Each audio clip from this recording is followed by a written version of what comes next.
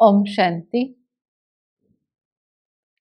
आज की मुरली में बाबा ने कहा कि शिव भोलानाथ बाबा ब्रह्मा मुख कमल से बच्चों को समझाते हैं कि ये जो सृष्टि है ये भिन्न भिन्न धर्मों का बहुत बड़ा झाड़ है। शिव बाबा इसका आदि मध्य अंत समझाते हैं। बाबा का अवतरण भारत में ही होता है, लेकिन ये मनुष्यों को पता नहीं कि परमात्मा कब और कैसे आते हैं और उनका इस ड्रामा में क्या पार्ट है। बाबा ने झाड़ पर खड़ा करा कि झाड़ की तरफ देखो। झाड़ के नीचे दिखाया है कि सतयुग त्रेता में देवी देवताओं का राज्य है। और फिर बाबा ने कहा कि जब तुम माया के फंदे में फंस जाते हो तो संगम पर बाबा आता है हमें मुक्त करने। बाबा ने कहा कि बाप का फर्ज होता है कि जब बच्चे बीमार पड़ जाते हैं तो उन बच्चों की दवा दरमल करना। तो बाबा ने कहा तुम्हें भी बहुत बड़ी बीमारी लगी हुई है, विश्व के सभी बच्चों को, तो बाप फर्ज है ये बाप का कि तुम्हें दवा दरमल करना, क्योंकि इस बीमारी का जो मूल कारण है वो ये 5 विकार है। तो बच्चों ने पूछा बाबा हमें ये बीमारी कब से लगी हुई है? तो बाबा ने कहा द्वापर से, जब से रावण आया है तब से तुम्हें ये बीमारी लगी हुई है। अब रावण बाबा ने कहा कोई देखने की चीज नहीं है, उसको समझने की चीज है। जैसे बाप को भी देखा नहीं जाता है, वो तो निराकार है, लेकिन उसको समझना है, बुद्धि से समझा जाता है। अब बुद्धि कहाँ है? अब मनुष्य से पूछो कि आपकी बुद्धि कहाँ है, तो बुद्धि किस में है? मन और बुद्धि आत्मा में है ना। तो आत्मा ही मन और बुद्धि के द्वारा ये सब बातें समझती है ना। सुख दुख ये सब कौन अनुभव करती है? आत्मा ही अनुभव करती है। तो बाबा ने कहा कभी ऐसे तो नहीं कहते हैं कि मुझ परमात्मा को दुखी मत करो, हमेशा यही शब्द यूज करते हैं, मुझ आत्मा को दुखी मत करो। तो बाबा ने कहा कि जब मेरे बच्चे दुखी हो जाते हैं तो उनको सुख में ले जाना वो बाप का फर्ज होता है। नहीं तो बाबा ने विशेष ये अंडरलाइन किया कि मैं आता हूं और मैं आकर तुम्हें इन सब दुखों से, इन 5 विकारों रूपी बीमारी से छुड़ाता हूँ। बाबा ने ये भी कहा कि भक्ति मार्ग में मेरे लिए कहा है कच्छ अवतार, मच्छ अवतार, फिर ये दिखाया कि परशुराम अवतार दिखाया, कुल्हड़े से सबको मारा। बाबा ने कहा ये सब तो दंत कथाएं हैं। बाबा ने कहा तुमने भक्ति में गाया तुम मात पिता हम बालक तेरे, तेरी कृपा से सुख घनेरे। तो बाबा ने कहा वर्तमान समय संगम युग पर बाप आया है तुम्हें सुख देने के लिए, दुखों से छुड़ाने, लेकिन उसके लिए पुरुषार्थ है। जो जितना पुरुषार्थ करेगा उस अनुसार ही सुख पाएगा। बाबा ने ये भी कहा, क्वेश्चन किया कि क्या इतने सारे गुरु लोग मिलकर है ना, दुनिया में जितने भी वर्तमान गुरु हैं सब एक हो जाएं तो क्या ये पतित सृष्टि को पावन बना सकते हैं? तो बाबा ने कहा नहीं, ये तो बाप माताओं के द्वारा ये कार्य करता है कि आयरन एजेड दुनिया को गोल्डन एजेड दुनिया बनाता है। जिसको भक्ति में दिखाया, गोवर्धन पर्वत उठाया। तो बाबा ने कहा अब गोवर्धन पर्वत का नाम भक्ति में है तो वो गोवर्धन पर्वत की पूजा करने लग जाते हैं। अब ये तो तत्व पूजा हो गई। फिर बाबा कहते हैं कि ब्रह्म को भी भगवान समझ लिया है, उसकी भी पूजा करते हैं, वो तो तत्व है, ये तो उनका ब्रह्म है। तो ऐसे ऐसे बाबा ने कहा कि भक्ति में जो कहा, बाबा ने कहा वो तो तत्व है। एक्चुअल में ब्रह्मांड में तो सब आत्माएं अंडे मिसल रहती हैं, वो तो रहने का स्थान है, छठा तत्व है, जहाँ पर निराकारी झाड़ है, जहाँ पर सब आत्माएं रहती हैं। फिर उसमें भी निराकारी झाड़ में भी बाबा ने कहा आप फाउंडेशन में हो, उसमें भी अलग अलग सेक्शन है हर एक धर्म के, जैसे बाबा हमें बताता है। और उसमें भी जो देवी देवता घराने की आत्माएं हैं, सूर्यवंशी चंद्रवंशी घराने की आत्माएं हैं, वो फाउंडेशन में है, नीचे है, तने में दिखाई गई है।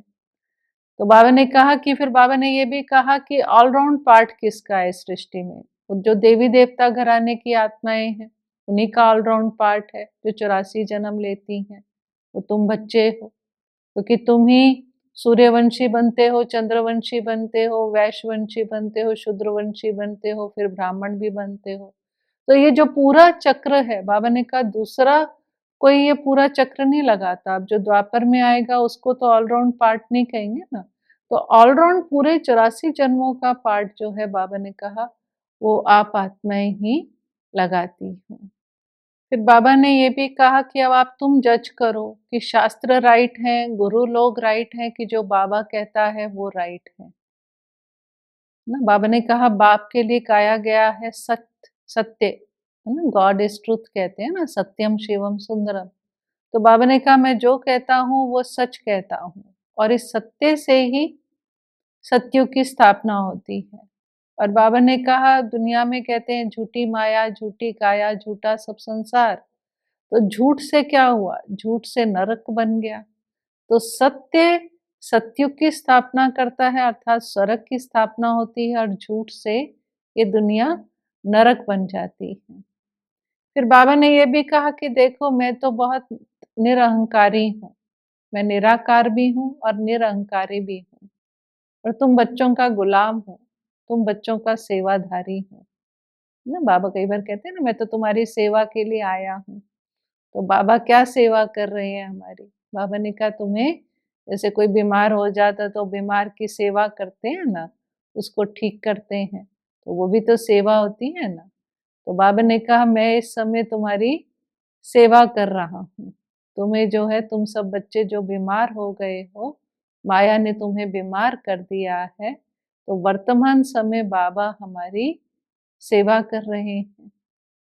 फिर बाबा ने कहा कि जैसे ये ड्रामा है, इस ड्रामा में भी आप जानते हो तुम सब बच्चे एक्टर्स हो, और बाबा कौन है? बाबा है करण करावनहार, है ना। तो बाबा ने कहा मैं ब्रह्मा द्वारा जो है अपना कार्य करता हूँ, है ना। क्या करता हूँ?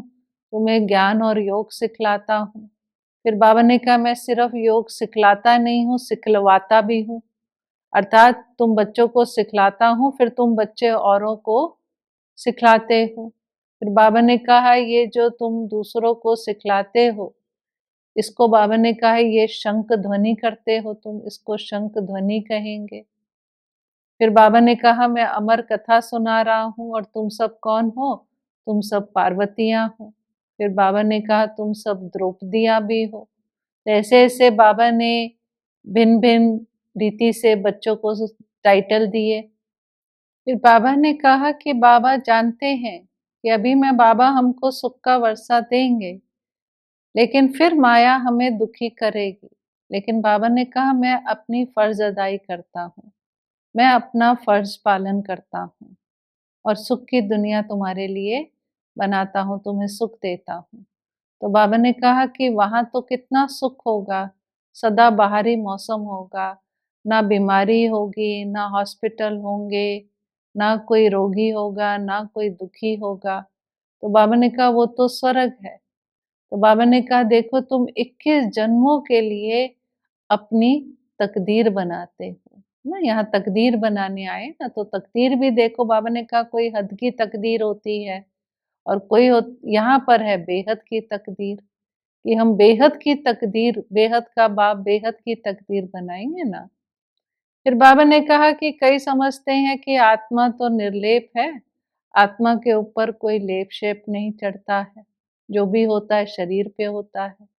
तो बाबा ने कहा उनसे प्रश्न पूछो कि जब शरीर को चोट लगती है तो दुख किसको होता है?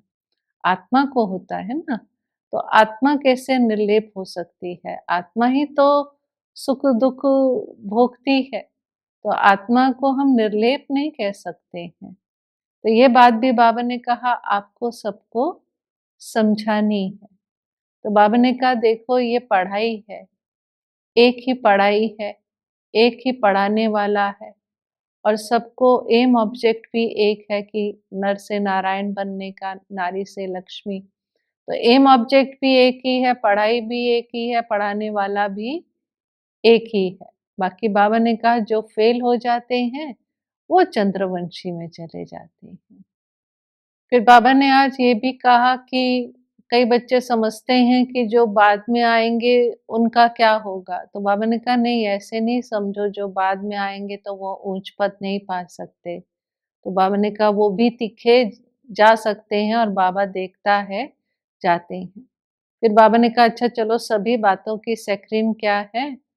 मन भना भव। तो बाबा ने कहा वर्तमान समय जो है, बाबा क्या कर रहा है? स्वर्ग की स्थापना कर रहा है, नई दुनिया बना रहा है, बच्चों की मदद से। ना बच्चे मदद करते हैं ना, तो बाबा ने कहा बाबा मदद बाबा चाहे तो सब कार्य खुद कर सकते हैं, वो तो सर्वशक्तिवान है, बड़ा बाप है वो। लेकिन बाबा हम बच्चों की मदद लेते हैं। तो बाबा ने कहा इस समय तुम मदद करोगे, तब तो बाप की मदद मिलेगी। ये लॉ है ना और ऊंच पद भी प्राप्त करोगे। इसलिए बाबा मदद देने के लिए बाबा हमेशा कहता है ना मैं लेता थोड़ी ना लेने थोड़ी ना आया हूँ। लेकिन अगर हम बाबा को मदद करते भी हैं, तो उसके पीछे बाबा हमको देना चाहता है इसलिए लेता है क्योंकि उसने नियम बनाया है एक का पदम गुना। फिर कई बच्चे जो हैं सोचते हैं, नए आते हैं तो सोचते हैं ये कैसे हो सकता है कि स्त्री पुरुष घर गृहस्थ में साथ भी रहें और उनको आग ना लगे काम विकार की। तो बाबा ने कहा नहीं, क्योंकि उन दोनों के बीच में अगर ज्ञान तलवार है ना, दोनों मन मनाभव होकर रहते हैं, शिव बाबा की याद में रहते हैं, तो कभी भी आग नहीं लग सकती है। क्योंकि बाबा की याद है ना, बीच में ज्ञान तलवार है, बीच में बाबा है। तो बाबा ने ये बात कही। फिर लास्ट में भोग की बात हुई, सतगुरुवार है, भोग लगेगा। तो कई बच्चों को लगता है कि ये क्या है भोग लगाना, है ना? तो यहाँ पर तो बाबा ने कहा नहीं, इसमें संशय बुद्धि नहीं लाओ।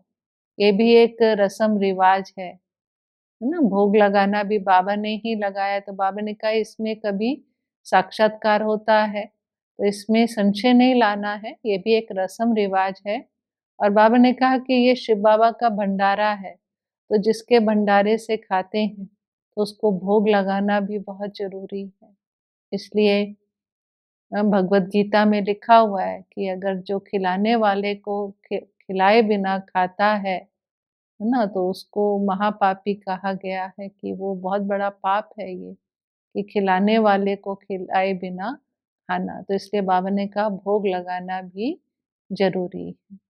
आज के वरदान में बाबा ने स्नेह की शक्ति से माया की शक्ति को समाप्त करने वाले संपूर्ण ज्ञानी भव। बाबा ने कहा कि स्नेह में समाना यही संपूर्ण ज्ञान है। और स्नेह जो है, बाबा ने कहा स्नेह का सागर वर्तमान समय हमें स्नेह के हीरे मोतियों की थालियां भर भर के दे रहा है, जिसको हमें अपने अंदर समाना है। बाबा ने कहा स्नेह में बहुत शक्ति है, कितनी भी आपके सामने परिस्थिति आ जाए, आप बाबा के स्नेह में समा जाओ, तो वो परिस्थिति भी पानी के समान लगेगी। बाबा ने कहा माया का विकराल रूप आ जाए, बहुत रॉयल रूप में आपके सामने माया आ जाए, आप बाबा के स्नेह में सेकंड में समा जाओ, तो उससे क्या होगा कि माया की शक्ति समाप्त हो जाएगी। इसलिए बाबा ने कहा कि संपूर्ण ज्ञानी उसी को ही कहेंगे जो स्नेह की शक्ति से माया की शक्ति को समाप्त कर दे। और आज के स्लोगन में बाबा ने कहा कि तन मन धन मनसा वाचा कर्मणा, सब तरह से अगर हम बाबा के कार्य में सहयोगी बनते हैं, तो सहयोगी ही योगी है। ओम शांति।